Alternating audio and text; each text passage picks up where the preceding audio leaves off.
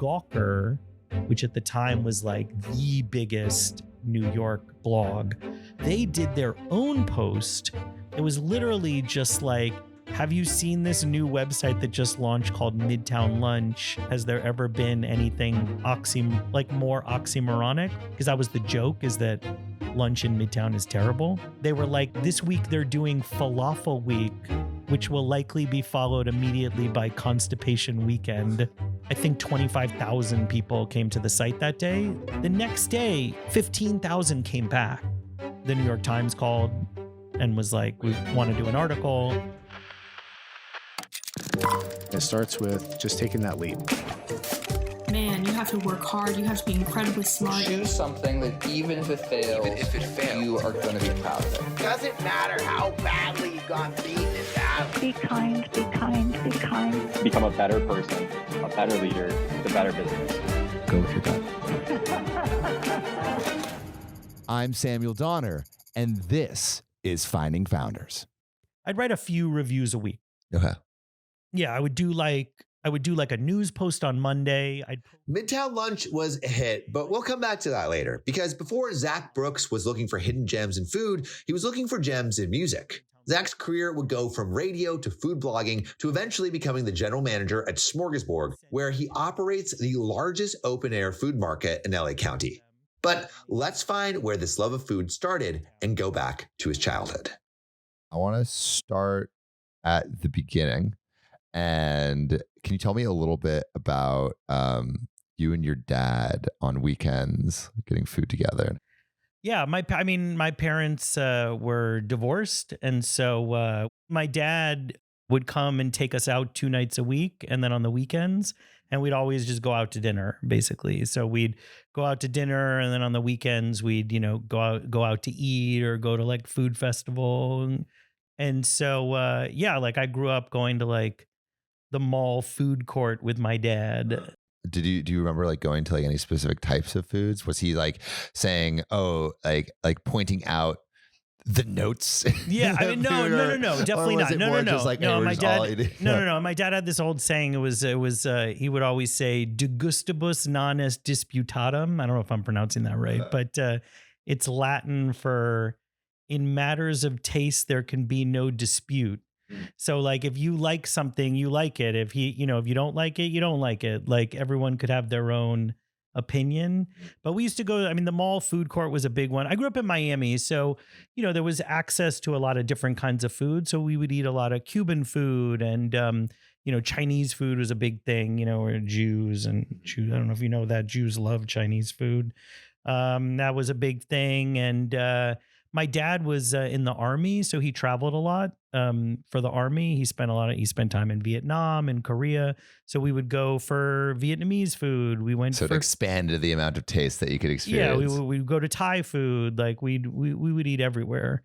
When did it translate from your dad being the one who is orchestrating these like food explorations to maybe like you actually prompting it and being a little bit more in the driver's seat? Well, we got to choose where, like, we had our like rotation of places. So we'd get in the car with my dad and he'd be like, where do you want to go? Like, and we would sort of pick or, whatever. So I don't know. I definitely remember when I started working, I was definitely the guy in the office who was like, where are we going for lunch? Like at like 10:30, like be like, what are we doing today? Arrive. Like what's happening? Like what are we doing for lunch? And there would be people who were like, oh, I'm too busy. It's like, no. That's not like you get a lunch hour. And so I was always the one who was like wrangling everybody to go eat. This was like when you were working where? My first like real job out of college was at a radio station in Boston. And so what was the radio station? It was called WFNX. It was a heritage alternative rock station. We were like the first station that played Nirvana in the country. Were you there when? No, I was there during the later years. I think we played bands like Korn and Limp Bizkit. So were you really into music as well? Yeah. Music was definitely my first, like as a kid, like I love music, love going to concerts. I used to like line up outside a Blockbuster Video on Saturday mornings at 7 a.m. to buy tickets to concerts because that's what you had to do. Blockbuster would sell. Oh yeah, Blockbuster, or I mean, it was either record stores and then Blockbuster, like for a while. Do you remember like a first concert that like really got you like hooked? Well, I mean, the very first concert I ever went to was it was a good one. I mean, a really good one. Like I don't want to brag, but my first concert was Wham and the Pointer Sisters. It was kind of amazing. I definitely remember seeing like George Michael's face up on the screen. Like I didn't know who George Michael was at the time. I just knew the songs from the radio. But I look back on it, I'm like, oh yeah, that was George Michael, and the earring and the scruff, and like I remember the saxophone with the spotlight for Careless Whisper, and I mean, I don't know. I feel like first concerts don't get better than that. I can't imagine. That's awesome. Yeah, it's a good one. It was a good one. Yeah. So you were kind of like, I want to go down like this music industry or like be like associated with music in some way. Yeah, I mean, like my parents definitely instilled like a do what you love kind of thing in us, for better or worse. And so I was really into music, and so when I went to college, I was, did college radio, and then I ended up getting an internship at WFNX in Boston. And like, I don't know. I was like, this is what I like. I like music, so I should go into radio. And I really liked, I interned for a record label, and I interned at a radio station. And I think I ended up doing radio because I loved the idea of taking everything in and sort of and deciding what's great, like and being able to champion anything that's great. Like if you work for a record label, you could work in A&R, and there you go out and sign bands, but you can't just sign any band you want. The band has to want to sign with you. Yeah. So you have to fight with other people on who gets to with sign. Radio. You can just play whatever you want. You play what you get to champion everybody. You get to sort of get excited about anything you want to get excited about and get behind it. So you went from the internship to Indie 103. Yeah, well, no. So I originally interned in Boston at FNX, and then I worked at WFNX for 5 or 6 years in Boston. I did the new music show on Sunday nights, which was actually, even though the regular radio station played questionable music, I got to do the new music show on Sunday nights. So I got to play like the White Stripes, My Morning Jacket, Coldplay when their first album came out, like all that kind of stuff. I sort of got to champion that stuff on Sunday night, for a. And so that was like your kind of carve out of the week that was yours. Yes. And did like it feel like your creative expression? Yeah, but I mean, it's also, it was, Sunday, they put those shows on Sunday nights for a reason. Like, I had a massive audience of a couple hundred people probably, or but like, still, and there was no social media at the time. There was no, like, it was, things were not as democratic as they were, like as they are now, right? Yeah. Where you could sort of cultivate your own audience. You could go on the internet. I had my hour and a half where I got to just play whatever I wanted. And if people listen, they listen. Was there ever like a point where like, oh, like people are actually listening, or did it feel like it was just for No, it never felt like that. Honestly, it never felt. I mean, you were like, yell again. It like. No internet, for better or worse, like maybe for better, right? Because you didn't have to like have this constant flow of like negativity. Yeah. People had to literally like call you on the phone to say anything to you. And that was a barrier for most people. That was too much. So the White Stripes were putting out a new record, and this was when like, Napster was an issue, and like, and record labels were doing a lot to like really keep people from putting music online totally for free, because record sales were still a thing. And so the White Stripes had this new album coming out, and to avoid having it be digital, they sent it out on vinyl to press and didn't send it to radio. They just sent it on vinyl to press so that, music critics could listen to the album and write about it. But to put a piece of vinyl, to digitize that and put it online would be very difficult. Like it would take a lot. Well, WFNX was owned by the Boston Phoenix, which was basically like the Village Voice or the, LA Weekly of Boston.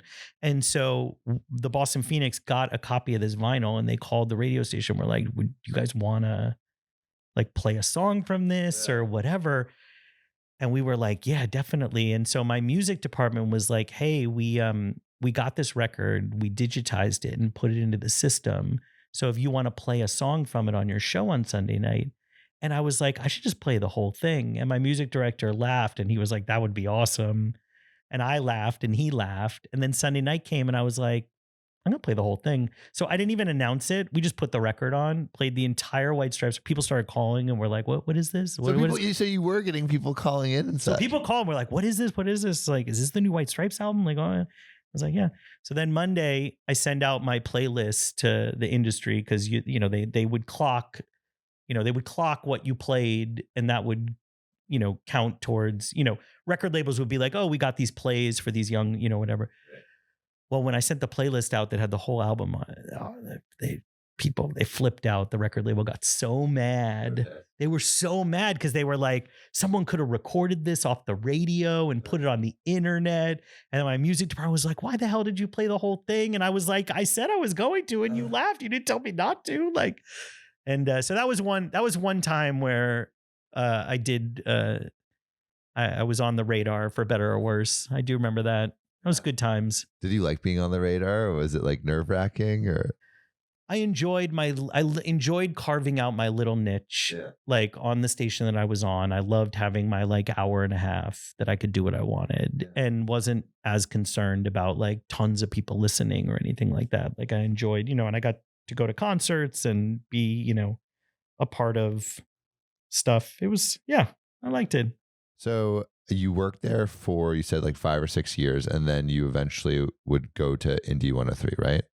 Yes. I got fired from my radio job. Why did you get fired? In Boston on purpose. What happened? I was just young and stupid. And I was ready to go. I was ready to go. It's so dumb. It's just, it's funny. It's like now I've learned you learn so much the older you get, the more jobs you have. And I look back on it, I'm like, I was just I was like in my 20s. I thought like I knew everything. Like the people I worked for, like, I thought they were just these like old fogies who just didn't know what they had no idea what they were doing. And, which often they don't. But as you get older, you become one of those people and you have you have decades of experience and if as a 20-something-year-old, if you want to treat your bosses like shit, go for it. But then when you're the boss, after you've worked for 10, 15, 20 years, you've worked your way up and now you're the boss and you have younger people that work for you, then you have to be open to being treated like shit by them, and that's the thing is if you want respect as a 40-year-old, as a 50-year-old, as a 60-year-old, if you want respect in the workforce for your decades of experience and you want to still be paid and be like then as a 20-something-year-old, you have to treat those people with respect. Like that's, the older you get, the more obviously you get the experience. And now it also means that as an older person, I feel like I am more open to delegating to younger people and listening to other voices in a way that I felt like my bosses at the time didn't listen to me. But in the end, it's like the lesson I learned is not that I was right. I mean, the station closed down, right? Okay, but like, how did you get fired? I worked in the marketing department in addition, and my marketing boss, who was married to the program director, she hated me, and rightfully so. And so her husband hated me too, which was more of a problem because I wanted to be doing music programming. I loved having my radio show. I wanted to do more. And so she hated me.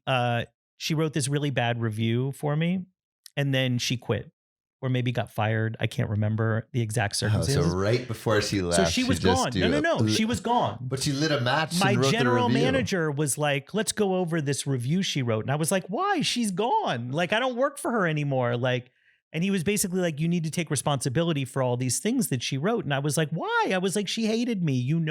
She hated me. I hated her. Let's move on. Like, I don't. And he was like, no, you need to admit that and commit to doing a better job on all these. And I was like, and you're like, I'm not going to. And I was like, I'm not going to commit. And he's like, well, then I don't think there's a place for you here. And I was like, are you firing me? And he was like, if you can admit to doing all, and I was like, I'm not going to sit here and it was so dumb. And even saying it now, it's like, and he was like, well, then I guess I am firing you. And I was like, all right. I was like, I'll go clean out my desk. And everyone was shocked. Like everyone was so shocked. But like, I look back on it but here's the thing is, and this is something I've learned with age, is that I take responsibility. Like it was 100% my fault. Like if I wanted to work, if you want to work at a place, you have to accept responsibility. Like, and listen, if you don't like working for someone, it's not the company's responsibility to make you happy or your boss's response. Like in the end, it's like, if you don't want to work for, then you have to go get another job. Yeah. So after you forced your firing, where did you go? So I moved to LA. I had a friend who lived here, and I thought it'd be just like a cool place to come. A lot of music industry stuff. Like I didn't really know what I would do. And so I just moved out here. Was any part of you nervous about moving out? Yeah. I mean, I also sure. But it was fun and exciting. I had only been in Boston, only been at that one radio station. Like I had tried to get other jobs. Like I had applied for other jobs in other places, and I got pretty far and, real close to being able to like quit and move to like a better job. Like, but it just never happened. And then I got fired. And so, but I came out here and yeah, I started a small poker business to make money. This was this was before like the World Poker Tour was on TV and stuff. So, but I was really into playing cards. And so I started a poker business dealing cards, and I put a website up on, online that was basically like, I can run a tournament for corporate. Like if you wanted to have a poker tournament for corporate, like whatever, Yeah. I could deal home games, and I just started getting calls like, and doing that while looking for like a job in radio or the music industry. Cool. Did it like pick up at all? Or? Yeah. I mean, it not to a point where it ever became a real business. This might be a theme in my life. Great idea. Definitely like ahead of its time, like super ahead of its time. And there was a lot of demand for it. Like, I mean, I remember I put the website up, and if you Googled like poker dealer Los Angeles, the poker guy would be like one of the first websites that would come up. So I put the website up, and literally within a week, I got a phone call from, I got this phone call from like assistant, or hi, this is blah, blah, blah's assistant. He has a regular poker game every Wednesday night, and it was like a Wednesday, and she was like, and our regular poker dealer backed out. Would you be able to come and deal a game tonight, like in the Hollywood Hills? He was like some famous like TV producer or whatever, and I was like, sure. And she was like, great. She's like, what's your hourly rate? And I was like, I don't know. I didn't know. I just put up a website. Like I really had not planned any of this. Like I was just like, I can do this. Like. And I was like, an hourly rate to come to Hollywood Hills. I was like, $50 an hour. Great. Done. Can you be here at like 8:00 or whatever, here's the address. So I showed up in my, I wore like a tuxedo shirt and a little bow tie. I looked like I was like such an idiot. And I show up, and this is beautiful house in the hills, like made of glass. And I can't remember the guy's name, but I show up, and he's like, hey man, but I instantly realized that number one, I had dressed wrong. He realized that he had hired like a kid. Like I was in my 20s. Like I was not a professional poker dealer. I think they knew right away that I was not. But could you deal? I could deal I had never dealt professionally in a casino, but I could deal, but I definitely wasn't fast enough for them. I couldn't deal, a real dealer could deal tons of cards. I could shuffle. I was competent, but not at professional level. Not at the level that they really wanted from the person. This was it was a $5,000 buy-in game. How many people were playing? Well, it was like, I don't know, 8-10 people, but it was funny. I showed up and the guy was like, yeah, he's like, I don't know, Leo might come tonight. I'm not sure. Or Toby's coming for sure. I don't, whatever. First guy that showed up was Andy Boleyn, who wrote like one of the seminal poker books of all time, who I had read his book. And when he showed up, I was like, holy shit. I was like, that's Andy Boleyn. Like, that's amazing. And then a couple other people showed up, like at least one professional poker player and a few like Hollywood people. And then and then an hour in, Toby Maguire shows up with a friend. He's like, what's the buy-in to the most people brought like a check. Like they brought like a blank check and they'd throw a blank check into a bowl. And the guy who had the house, he and so Toby Maguire shows up. He's like, what's the buy-in? And the guy's like $5,000. And he's like, can I buy in for 10? And he lifts his shirt up and there's stacks of money in his jeans like this. And the guy's like, sure. And he takes the 10 grand out and he puts it on the table. And I'm just, this is my first job. This is my first job. I was like, what the fuck? You're like, LA is different. Yeah. I was like, this is nuts. And this is Leo, your like first job in LA. It's my first poker. I had thrown this website up. And within days, this was the first call I get. It was unbelievable. It was unbelievable. Leo did not show up.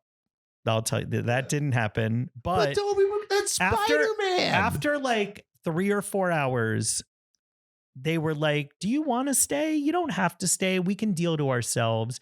And I was like, I'm happy staying if you want, like whatever. And they were like, okay. They're like, maybe just like an hour more. And I was like, okay. And then after an hour, they're like, all right, you can go now. Like, it was fine. Like, we don't need you anymore. Like, you're like too slow, like whatever. They paid me my money, gave me a great tip. And I left and I was just like, holy shit. I don't think I ever had another story like that, actually. Like it wasn't like I was doing, and they never called me back for sure. And then I got my radio job at Indy 103. How did you get the radio job? Indy 103 launched shortly after I moved to LA, which was this amazing radio station that it was like Steve Jones from the Sex Pistols did a midday show, and Dickie Barrett from the Bosstones, Mighty Mighty Bosstones did the morning show. It was just this very cool punk rock radio station that just had all these, like, at the time, like celebrity, it was just thrown together, and it had this very punk rock mentality because it wasn't independently owned. It was actually owned by a Spanish language. It's the company that owns Kiss 108. Kiss was owned by this massive company. And at the time, K-Rock was the number one radio station in LA, and Kiss wanted to be the number one station because they're a pop station. And rather than just making their station better than K-Rock, they were like, what if we launch a competitor to K-Rock that'll just, if it just takes away just enough of K-Rock's ratings, then Kiss will be number one. And so they weren't allowed to own any more radio stations. So they cut a deal with another company, this Spanish language company, to turn one of their stations into this punk rock like radio station whose job was literally just to take a small amount of ratings away from K-Rock. And we did. And it was super cool. It was the best radio station I ever worked for. What did you get to do there?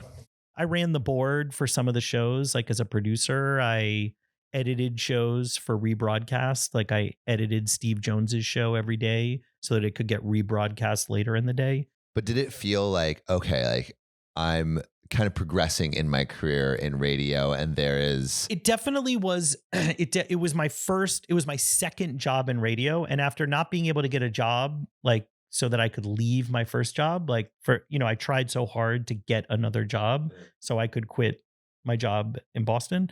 And after radio jobs were very hard to come by. And actually the Indy 103 job I got, on one hand, I'm like, this is the best, like, how to get a job story, but also like might just be super lucky and never could be. But basically, like, this radio station launched. I thought it was the greatest thing ever. It was the only station I wanted to work for here in LA. So I sent my resume in and my tape, never heard anything. So I was just like, you know what? I'm just going to call them. Like, I'm just going to call them up. And I called the number and I said, can I speak to Michael Steele, the program director? Okay, no problem. Hold on one second. Hello, Michael Steele. hey, Michael, it's Zach Brooks. Zach Brooks, what's going on, man? How you doing? It's like, hey, did you get my package? And he's like, what? I sent in my resume. I was like, oh yeah, I think so. I don't know. So I think so. I don't know. And I was like, listen, I was like, I was going to be in near the office on Wednesday. I'd love to just stop by and like say hi. I love what you guys are doing. Yeah, sounds great. Like, come on by. Like, great. By the way, I had no plans to be at anywhere near there. I just picked a day and a time. Yeah. And he was like, yeah, definitely stop by. Like, I was like, is 11 o'clock good? Yeah, definitely. Just come on by, say hi, whatever. Great. Show up at 11 o'clock, like on Wednesday. I got my resume, my tape, everything, like, which I had already sent to him, but I brought a second copy just in case. I waited in the lobby till like 11:30, 11:45. Finally, he comes out, like brings me into his office. He's like, what's going on, man? Like, what are you doing? And I'm like, it sounds like he knew you. No, he had no idea who I was. He just was an incredibly nice guy. Like, I did tell him I worked at WFNX, which was a well-known station. So in his mind, I am a radio professional who's living in LA that like is worthy of his time because I had this job at another station. Like, and I was like, yeah. So I was like, did you get my resume? He's like, fuck no. He's like, we got a box of these. I haven't looked at any of them. Like, they weren't looking for anybody at the time. He had no idea who I was, but I called. I somehow got through. I finagled this like 30-minute, like just to see the station and like hear what they're up to. And I basically had a chance to sit in front of him and be like, dude, I would do anything for you guys. Yeah. Like, just let me, if he's like, well, we don't need anybody right now. He's like, but I'll definitely keep you in mind. And sure enough, a week later, like somebody on the staff like got fired or something weird happened. And because I was like top of mind, he just called me randomly and was like, can you be here tomorrow? And I was like, yes. And that was it. And then my wife, ended up getting a job in New York. She's a lawyer and ended up getting a job at a law school in New York. So we moved to New York. Then I ended up getting a job at Sirius. So what were you doing there? I worked in the music department, helping to program a couple radio stations. Yeah. So when did you start working on your own content? I was at Sirius in 2005, and 2005 in New York, food blogging was just starting to be a thing. And my wife and I, my wife was a lawyer, so we had money for the first time in our lives. We were making money, living in New York, which arguably at the time arguably is the greatest food city in the world. And we both like to eat. We both like going out to restaurants. We had money to do it. So we started eating at restaurants. I started reading food blogs like Eater. And I was like, I want to write a food blog. And so we went to we were going to nice dinners. And so I started like a WordPress blog. And I took photos of our dinners like at Babbo, which was Mario Batali's famous restaurant at the time. And like, I started writing blog posts about these restaurants, and I was just like, who gives a shit about what I think about this restaurant? But around that time, I was working at Sirius and eating lunch in Midtown, and I was finding all these amazing little places. And I don't know, it's something like a light bulb went off, and I was like, oh, I should actually write about this stuff because this is actually useful. And so I started a new blog. I called it Midtown Lunch because I'm not very creative. Like, my first lunch was this little Chinese food restaurant down the street from my office that my wife had introduced me to. And it had like a steam table where that was like Panda Express style, where you would just point to what you want, like New York style Chinese food. But then there was a second line that was not steam table. It had a menu of things in Chinese with small English translations. And it was like, the steam table line was like all like fat, like white dudes like me, like in their like suits, like in Midtown, like pointing to egg rolls and like orange chicken. But then the other line was like mostly Asian people. And you're like, oh, like, look at like, I mean, listen, I love orange chicken and beef and broccoli, but then like, this is clearly like where it's at, this other line. Right. And so I wrote about these two lines and how you could do one or the other. And I had this photo of like the two lines and like whatever. And I posted about it. And that was my very first post. And then the second week of the blog, I did falafel week, where every day I would eat at a different falafel place in Midtown and write about it. And so Jason Kotke, who I don't know if you've heard of him, but he was just one of those really early, incredibly famous bloggers. He linked to Midtown Lunch. On his blog. Yes. But even bigger than that, Gawker, which at the time was like the biggest New York blog, Gawker saw his post and then they did their own post. It was literally just like, have you seen this new website that just launched called Midtown Lunch? Has there ever been anything more oxymoronic? Like the idea of like trying to find a decent lunch in Midtown? Because that was the joke, is that lunch in Midtown is terrible. And they were like, this week they're doing Falafel Week, which will likely be followed immediately by Constipation Weekend. And that was it. It was a 2-line post with a link. And I think 25,000 people came to the site that day. And it was like mass. It was crazy. It was the second week. I had like 4 posts. It exploded. And the beauty of it was that the virality of that moment actually led to the building of an audience, because 25,000 people came. The next day, 15,000 came back. I wonder how many people went to that Chinese restaurant. So that was so from then on, Midtown Lunch was a thing. Like we had thousands of people coming to the website every day, and every time I would write about a new place, tons of people would go. And by tons of people, I mean, 30, 40, 50. Like 50 people showing up to a restaurant for lunch who weren't there the day before is huge. It's massive. And so it was insanely gratifying from the beginning, because I would post about something and it would immediately help these businesses. And so every place I posted about, it got comments, and we built a community, and the audience just grew and grew and grew. And a couple years in, the New York Times called and was like, we want to do an article. And what was your audience like at this point? Like what did it look like? I don't even remember. It was probably like 25,000 people a day would come to the site and read it, like something like that. And you were still writing I'd write a few reviews a week. I would do like a news post on Monday. I'd profile a luncher on Tuesday. And then Wednesdays I'd write a review, and then Fridays I'd have like a list of links to other articles, other blogs who had written about, so each day there'd be a post. I wanted to have a piece of content every single day, because the idea is that it wasn't like there was no algorithm sending my content to people. You needed to give people a reason to come back to your website every single day. Every single person at 11:30 had a reason to be like, oh, before I go to lunch, I'm going to go check this blog. And then the New York Times comes. How did you get into contact with them? No, they just, was like, I think it's obviously time. You've been doing this for 3 years. No one's written a big article about Midtown Lunch, which makes no sense. Like at the time, that's what the reporter said to me. Yeah. And, and at the time, no one in my office knew that I was doing this. So the article came out, and that was it. Like everyone was like, what the, everyone was like, and it was a big deal. Because now your whole office knew. Everybody knew. And I was like a celebrity at first, but then there was there was like a conversation, I feel like, of you're not taking any work time to do this, are you? And it's like, no, it's fine. It's fine. But then I think I lasted like another year before quitting.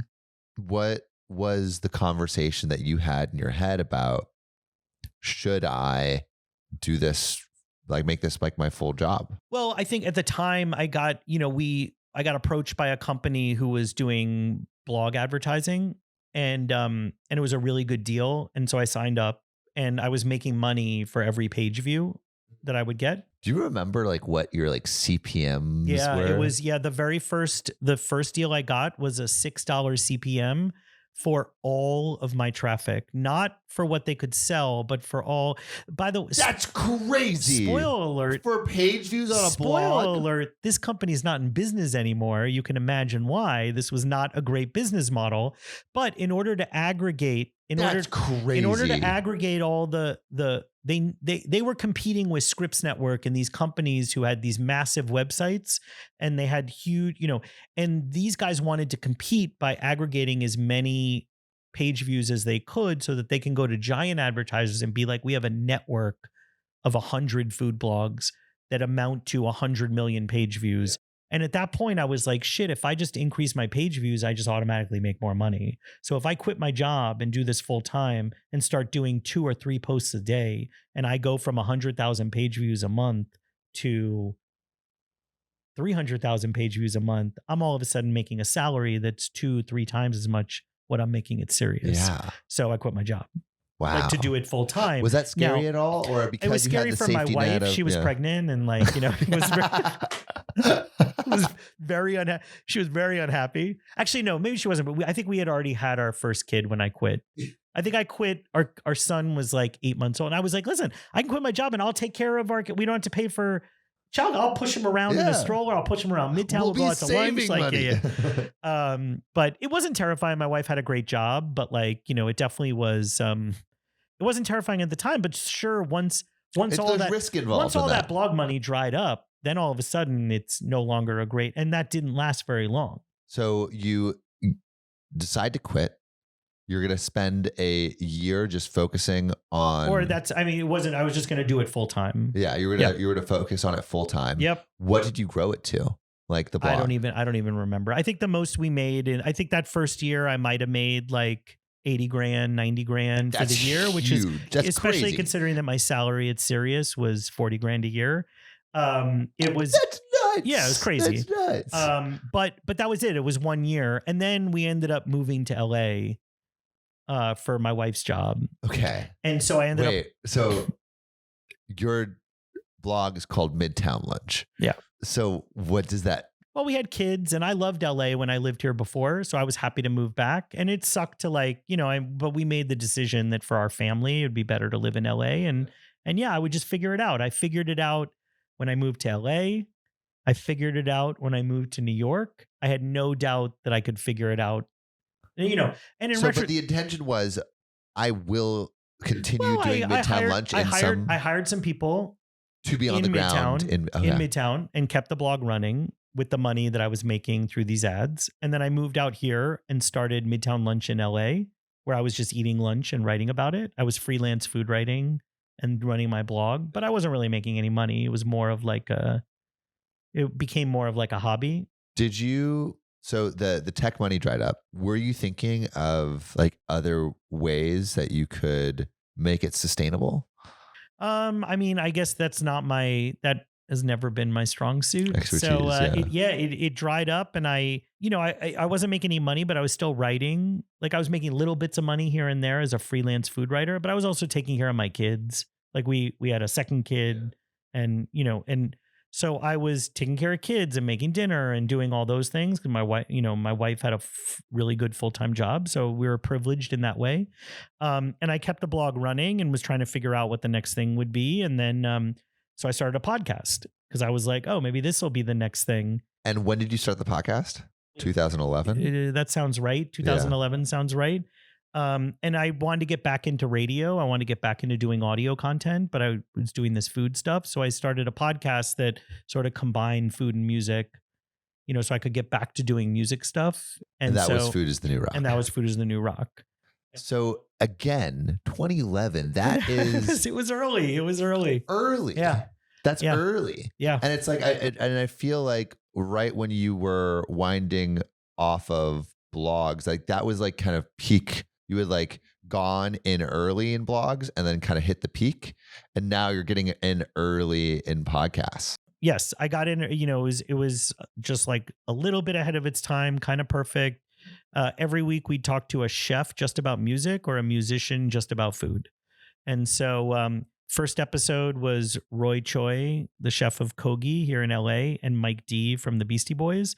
And that also happened accidentally, like That's of a crazy. perfect, like, cause a lot of people were like, you should start this podcast and do like 10 episodes with people no one's ever heard of, like friends of yours to practice.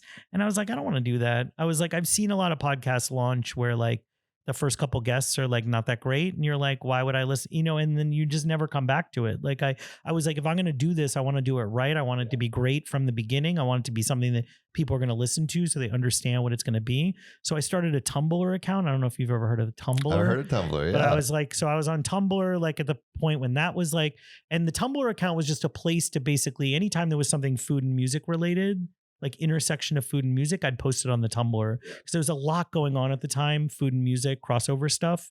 Like it just seemed like there's a lot of food and music like stuff happening. And so this Roy Choi thing and Mike D thing fell into my lap. And I was like, can I record it and put it out as a podcast? And they were like, sure. They were like, yeah, you can record the interview. And I was like, great. So I met them and recorded this interview, and we put it out as like episode 0 of the podcast, as like a preview of what the podcast was going to be about. And was there editing? Did you like kind of put it was just completely raw? I had I did it with this guy, Chuck P, who was a guy I worked with at Indie 103, who's been a radio guy forever. He's worked at Indie and KCRW, Apple Music. So he was my co-host and producer. So he agreed to produce and edit all the episodes, but there was no money involved. We were doing it for fun. Yeah. And so we created it was like the early days of podcasting, where the format was like, just the less editing you could do, the better, because you just want to talk, shoot the shit for 45 minutes and then put it out. And that's the great thing about what podcasting was back then, is it was just captured conversation, and you didn't really have to do much after that. Sure. But it also, like, it's the best, but then after, it's also why it was not sustainable, because ultimately, like, nowadays, the best podcasts are the ones that are very heavily edited and really take time to put together, and they're very expensive, whether it's Serial or whatever. Those are that's the most compelling content. But at the time, there wasn't as many people doing this kind of stuff. It wasn't crowded. It wasn't as crowded a marketplace. And we launched it. And then all of a sudden, Jonathan Gold was like, yeah, I'll be on this podcast. Like Mike D from the Beastie Boys did it, and Roy Choi. Like, so he was like, yeah, I'll do it. Like, he saw what you have that credibility. Because he saw what instantly. It was, right? And then Jonathan Gold was my first guest, and then David Chang and Peter Meehan, the chef David Chang, was my second guest. And so we have 200 episodes of some of the most amazing people. Was never able to monetize it. It's hard. Very hard, and it's a niche. It can be very Here's hard. Here's a great lesson. I thought that Food is the New Rock was genius, because you would get food people and music people. So you're appealing to two different, like, if you just do a food podcast, you only appeal to food people. If you just do a music podcast, you only appeal to music people. And so you really, like, by doing both things, you're like a niche of a niche, and you're actually making your audience even smaller, because and I was like, yeah, you're right. That's something I learned.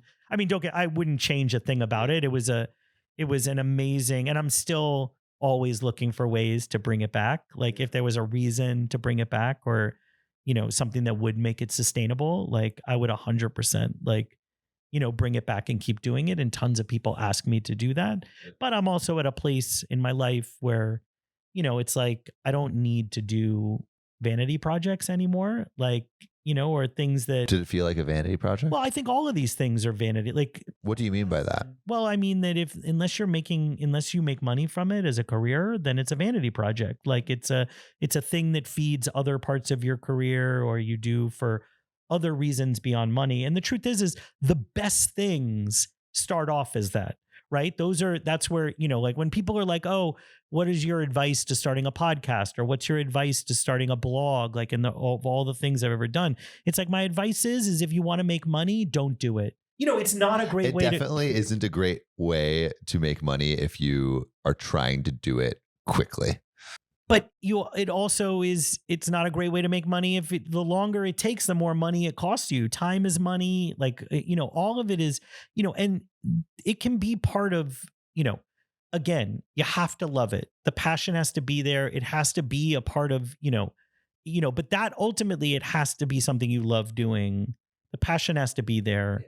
If money is the goal, there are much smarter ways to make money, much better ways to make money if money is the goal. And I also think, like, making money is like a separate skill than making good content. 100%. It's like it's completely different thing. But I think, like, you can apply that skill to a bunch of different things. But it's like, just because you make a good show or a great show, even if you have a big audience, like, it doesn't mean you're going to make money from it. I will say those two things are actually in conflict. Like, caring and being excited about something and loving something and being passionate about it is almost always in direct conflict with making as much money as possible. And that's what I've learned in the final stage of my career, or not final, hopefully not final, but the most recent stage of going to work for, Smorgasburg and actually being a part of the food industry, going from being a content creator to actually having a job where like that's more tangible. I want to talk about that transition. So when did you kind of wind down?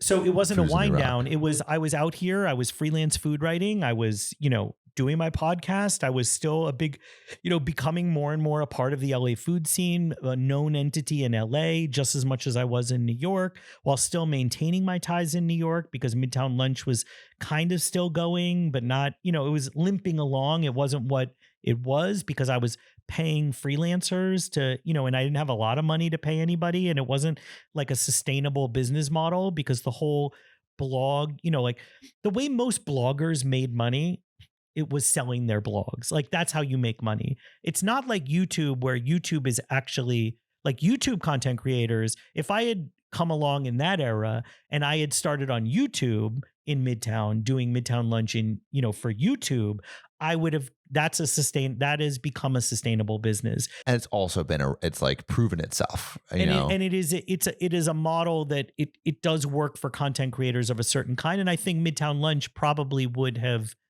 at the time fit into that.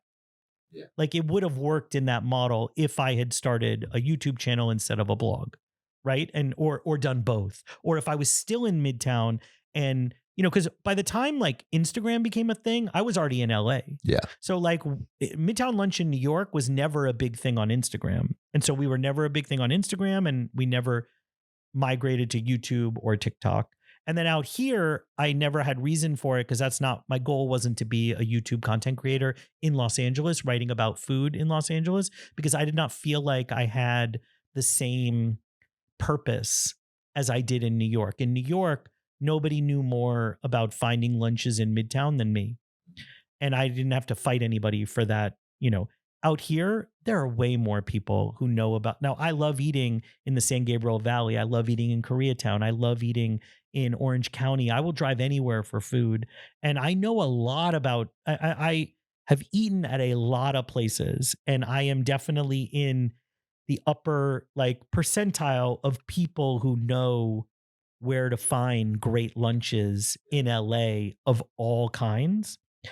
But as an expert that you're going to turn to be the expert who writes about Mexican food in LA or who writes about Asian food in the San Gabriel Valley or Koreatown or Thai town, there are far better people than me to be writing about that who are, and Jonathan Gold, to his credit, gave voice and rise to a lot of those people who now, in the absence of someone like Jonathan Gold, there's no longer that one person that everybody turns to. Now it's and rightfully so, it's become decentralized, right? There are tons of different places you can turn to.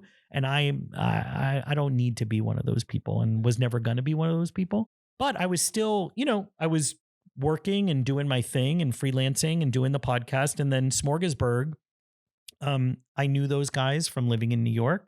And every time they'd come out here, they'd be like, hey, let's go out to eat. And I'd take them on a taco crawl, took them to Grand Central Market, like whatever. And then one day we were like sitting and having lunch on one of these trips.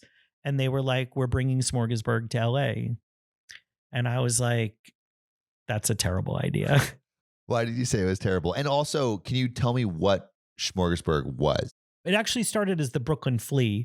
And one of the founders, or two founders of Smorgasburg, Eric Demby and Jonathan Butler. Jonathan Butler was the founder of Brownstoner, which was the Midtown Lunch of the Brooklyn real estate scene. And it was way bigger than Midtown Lunch because the Brooklyn real estate scene in the early aughts, which is when he started Brownstoner, was massive, huge. And that blog was huge. Eric was at the time involved in local politics, Brooklyn borough politics, and they were friends. And they wanted to start something like a flea market that could tap into all the energy they had in this blog because they had this huge community they had built. So they're like, let's start a flea market. There's no great flea markets in Brooklyn at the time. So they started the Brooklyn Flea, which was one of the very first like sort of hipster flea markets, like Flea Market 2.0. Like now there's a million of them everywhere, but at the time there wasn't anything like it.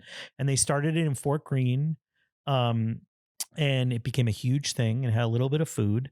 And and all of a sudden, all these developers and different people were like, come open a Brooklyn Flea in our location, come open another one of these in this location, in that location. And they got approached by someone who had space on the Brooklyn waterfront, wanted to open a Brooklyn Flea. And they were like, we don't want to open a second Brooklyn Flea so close to the original on the same day as the Brooklyn Flea.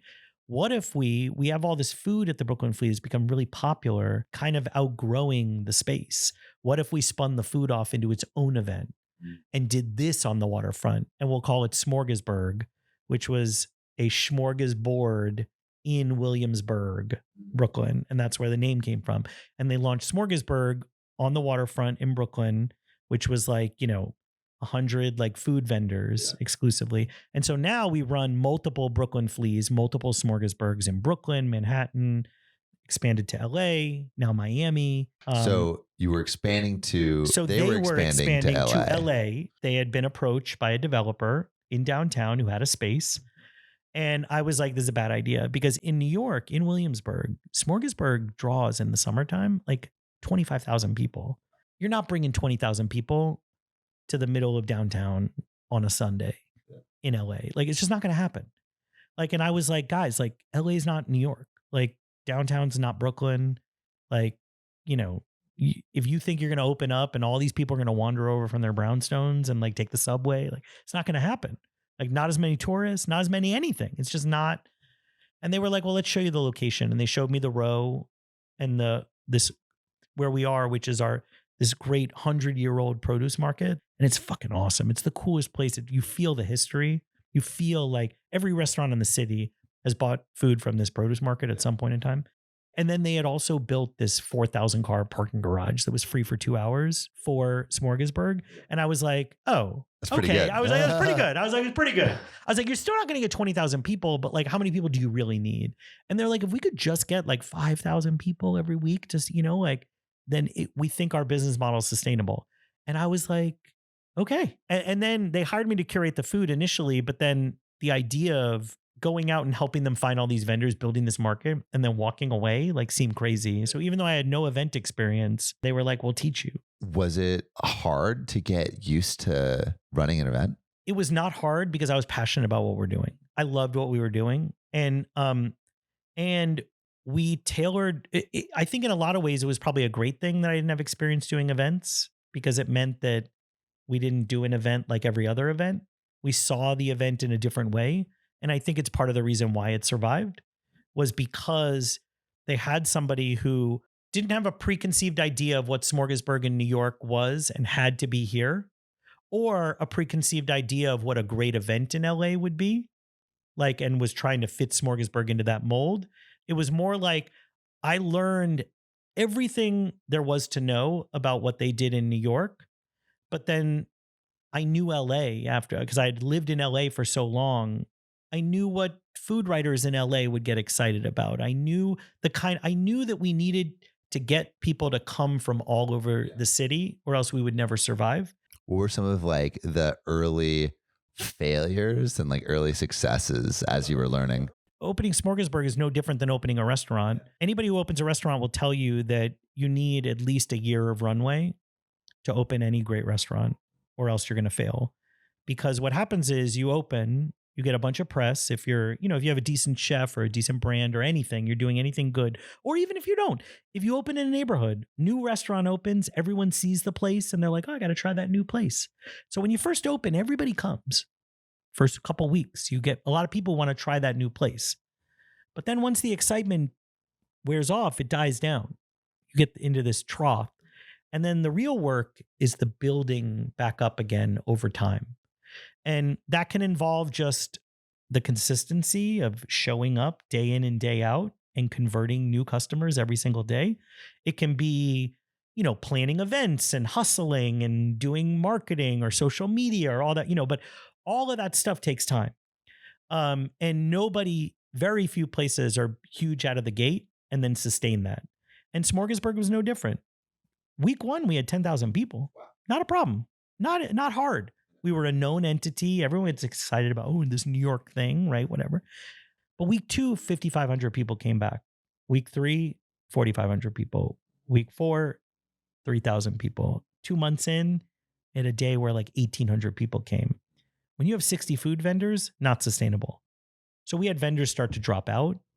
And there was panic, like people panicked. They were like, a lot of vendors were like, you need to be doing more money in marketing. And it's like, well, if we do more marketing, if we start pouring money into marketing, somebody's got to pay for that. We don't charge admission. There's no tickets. So who's going to pay for that marketing? Like, you want us to charge you more money? If we charge the vendors more money, then it becomes harder for the vendors to stay in business when they're not doing as much. It's like, and so we found other ways to like, and we curated the best group of, and I tried to make every vendor as happy as they could possibly be.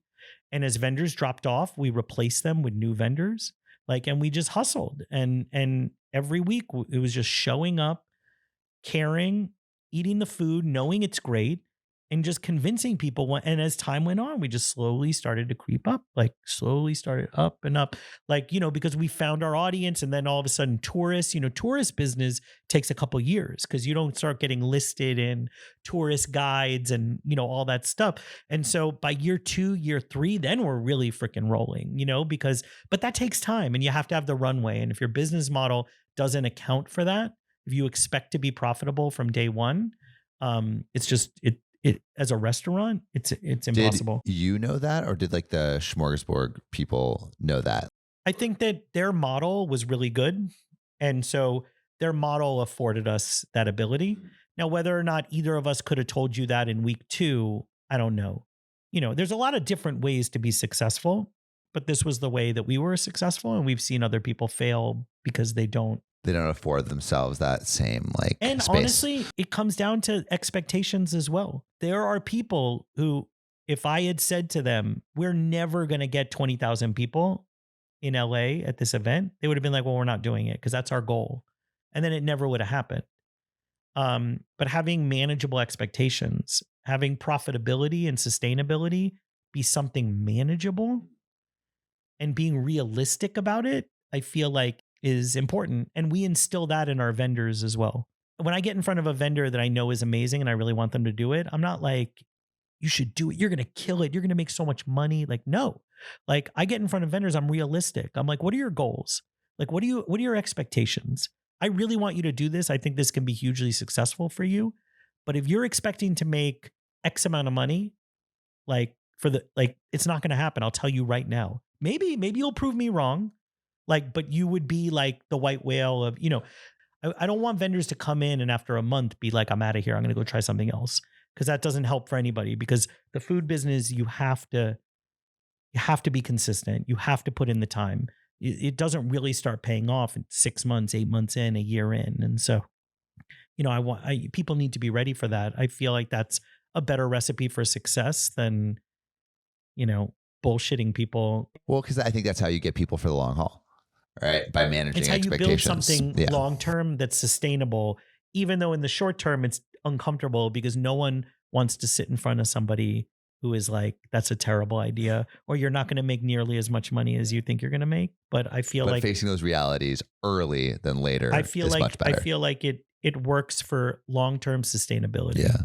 So where are things today? Like, what does the operation look like? How many vendors do you have? What are you most excited for in the future? Like what does it stand? I could sit here and be like, we're fucking killing it, and we've hit our stride. We're killing it.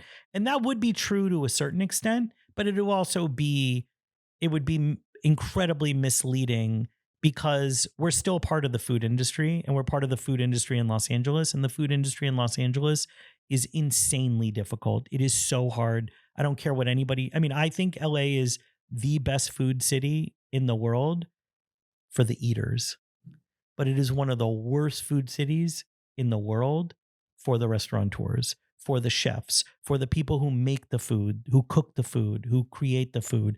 It is one of the least sustainable restaurant industries in the country and in the world. It's hard, especially because the media and everybody is like, no, LA is like the best. Like we have the best food. It's so amazing.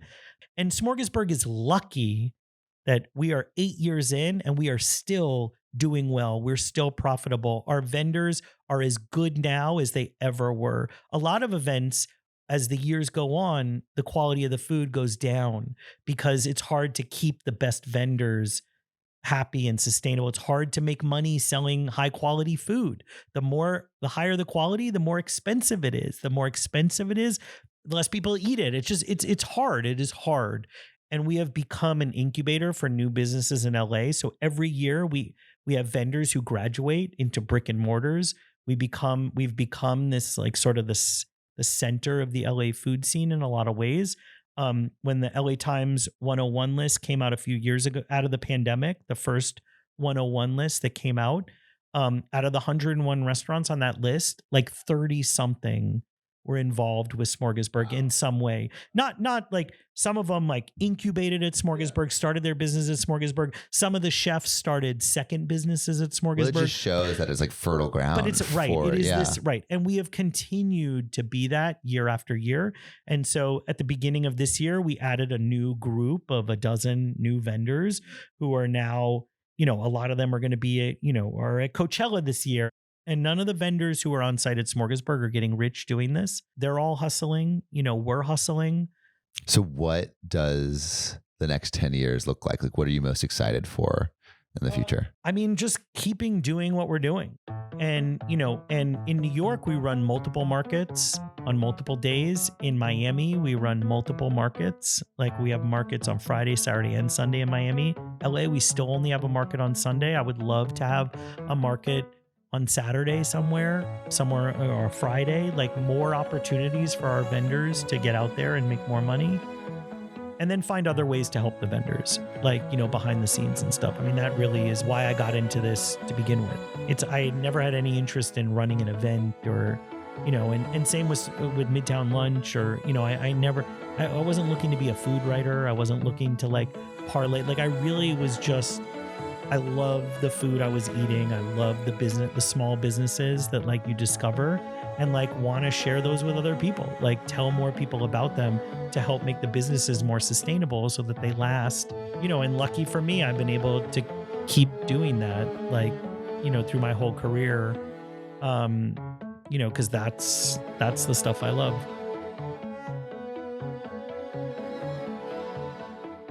Thank you so much for listening. If you haven't already, make sure to subscribe, rate the podcast 5 stars, and share with a friend. If you have any questions or comments, DM us at Finding Founders Podcast on Instagram, LinkedIn, or Facebook. Finding Founders is produced and hosted by me, Samuel Donner. Our audio editing team lead is Ashley Jimenez, with support from Jessica Morales, Miley Lipton, Siyu Pan, Kenny Wright, Josie Yo, Matt Fernandez, and Merritt Hill. Our outreach and research team lead is Desiree Nunez, with support from Marissa Granados, Monica Lee, Sarah Tiersma, and Yao Will. To see more of what we're up to, subscribe to our newsletter at findingfounders.co. Thanks again for listening, and see you next week.